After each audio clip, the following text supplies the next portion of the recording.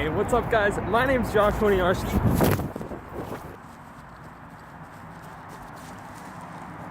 Photographer and filmmaker here on YouTube as well as Instagram. And today we're going to be doing a comparison between the 18 to 55mm lens and the 18 to 135mm lens for vlogging.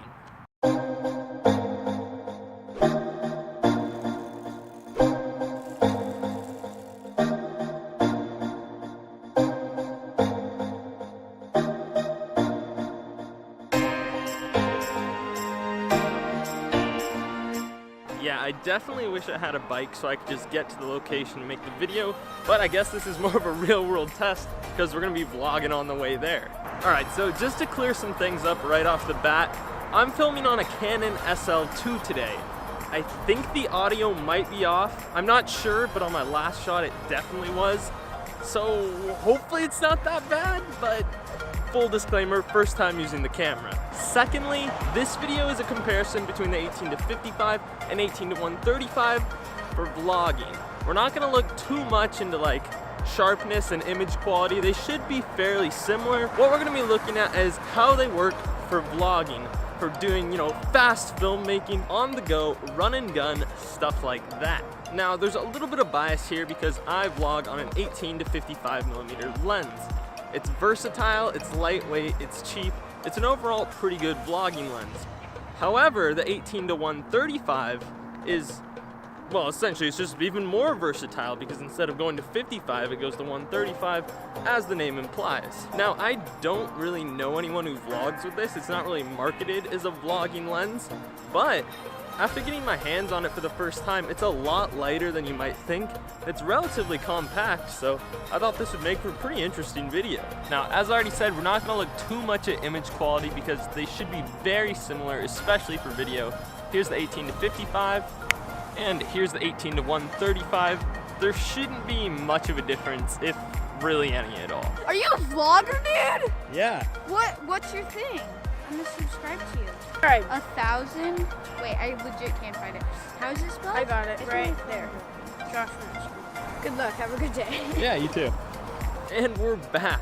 We're on the 18 to 55, and I'm not going to talk as much about this lens. It's a pretty typical vlogging lens. This and the 10 to 18 for crop sensor cameras. But here are the things I like about it. It's lightweight. It's cheap. It's cheap.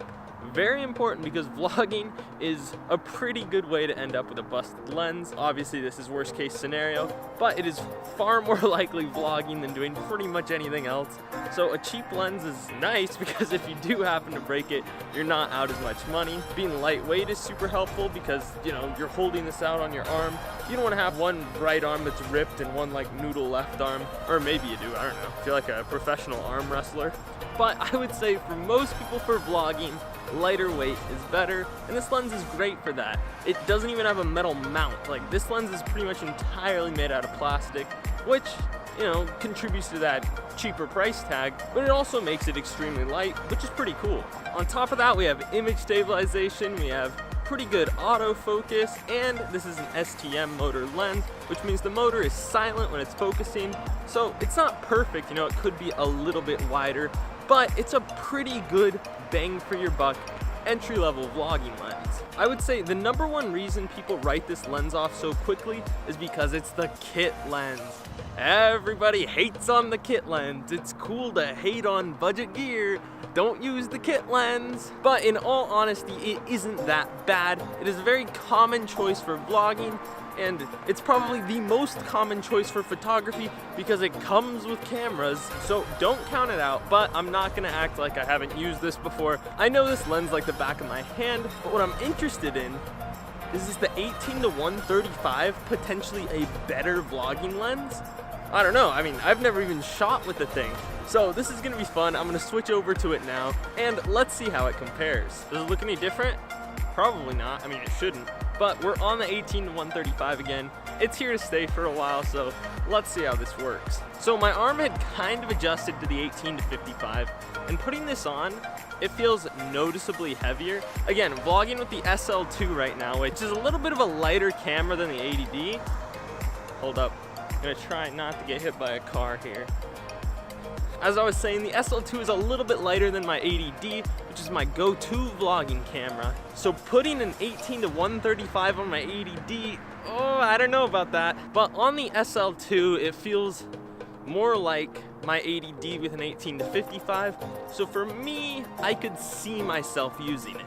Oh man though, you know, if you're not looking for a heavy setup, this is definitely heavier than the 18 to 55.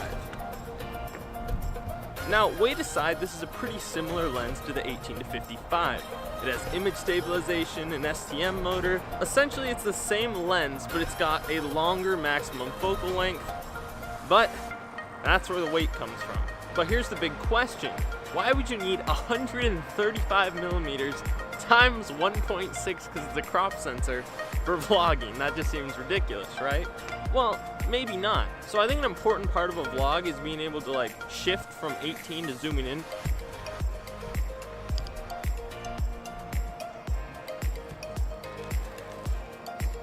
So see, when you can do that, when you can shift from 18 all the way to 135 times 1.6, you can capture things like B-roll or something that's going on around you. That biker would have been a speck on a 55 millimeter focal length, but with the 135 times 1.6, you can actually capture that, use it for B-roll, super helpful.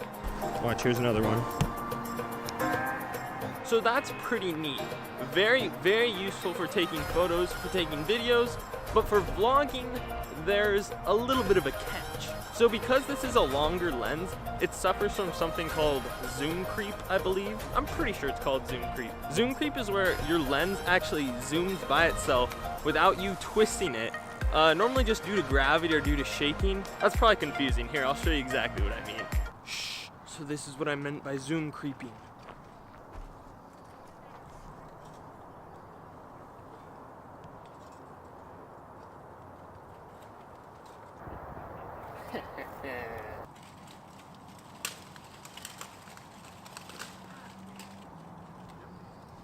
Just kidding. Totally not what I meant by zoom creeping. I just thought that was kind of funny.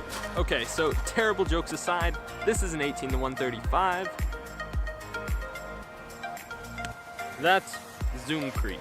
Thankfully, however, Canon was aware of this and they put a switch right there.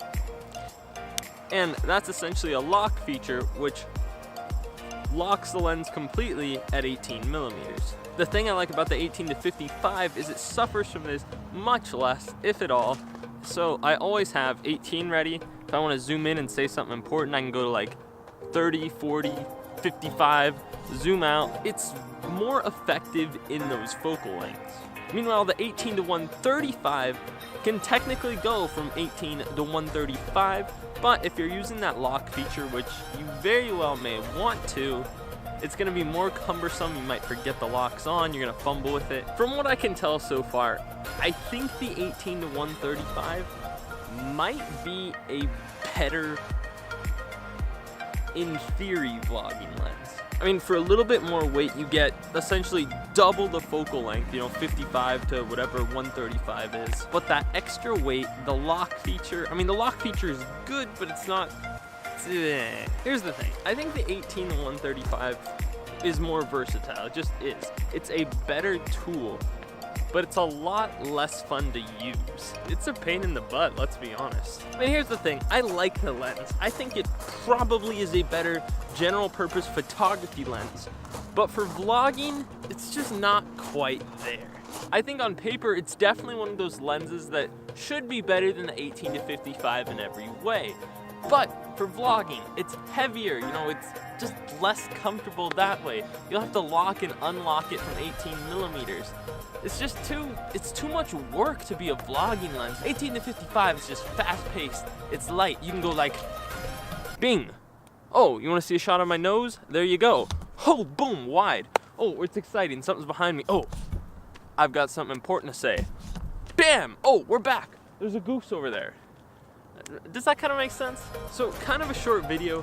The zoom creep isn't bad, you know, I experienced very little, but I'm sure to use the lens more, it probably gets a little bit worse, and that would be a pain. I'm not saying you can't use the lens for vlogging. If you have the lens and you don't have an 18 to 55, you probably should use it for vlogging, but it's just not quite as good. It's more expensive, it's heavier, it's just more cumbersome, and it's just more to worry about. I think it's better for general shots, you know, that extra zoom is awesome if you're getting B-roll or something, but I just don't think you need it for vlogging. Even 55 millimeters is like longer than most people use in vlogs. I think especially if you're using a heavier camera like a 70D, an 80D, heavier crop sensor camera. The 18-135 is just not going to be any fun to use at all. Even on the SL2, it's just, I don't know, it could just be my personal preference, but I think the 18-55 is just better overall. Especially considering you can pick up a, you know, used or even a new kit lens for $100 or less, and you can go through 2 or 3 of these for less than the price of an 18-135. Now, if you want to see a comparison for just strictly video, strictly photography, let me know, and I'll try to make one of those in the future. But for vlogging, I think the 18-55 is king between these two lenses. But I'm curious, what lens do you guys use for vlogging? Be sure to hit me up in the comment section down below. I'd love to hear about it. So I'm not making the claim that this is the best vlogging lens. More people probably use the 10-18. I think there's even like a Sigma 17-50 that's supposed to be really nice. Actually, maybe Canon makes that. But the whole point of this video, the whole reason I made it, is because I saw the 18-135. I was like, huh, maybe this could be a good vlogging lens. And it's not bad, but at least for my purposes, it's just not gonna replace the 18-55. Anyways, that's it for me. As always, if you like the video, be sure to like it. If you have any questions, have any comments, hit up that comment section down below. And if you wanna see more content like this, consider subscribing to the channel. I'm out of breath. Thanks again for watching, and I'll see you all in the next one.